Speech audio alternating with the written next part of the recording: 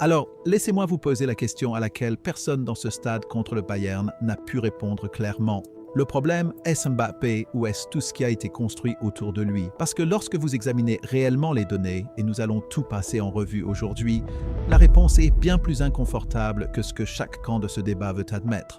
Alors ça doit fonctionner, il ne va pas être mis sur le banc, je ne sais pas, c'est Kylian Mbappé, il a coûté beaucoup d'argent. Comment font-ils pour que cela fonctionne? Les chiffres individuels de Mbappé cette saison appartiennent à une conversation différente de celle qui se déroule actuellement autour de lui. 98e percentile pour le produit final parmi tous les attaquants des 5 grands championnats. 99e percentile pour la progression. 99e percentile pour la création. 97e percentile en dribble. Et sur 5 saisons consécutives, remontant à avant qu'il n'ait jamais enfilé un maillot blanc, sa performance n'est jamais tombée en dessous du 96e percentile une seule fois. Ce n'est pas un effet Madrid. Cela précède entièrement Madrid.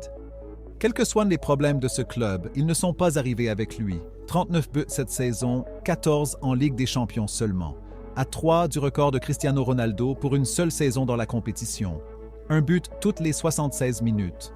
Selon presque tous les critères, l'une des saisons individuelles les plus productives de l'histoire récente du Real Madrid.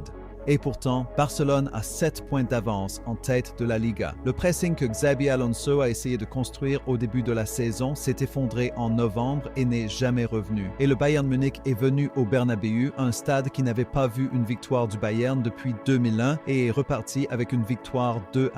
Le cas individuel est réglé.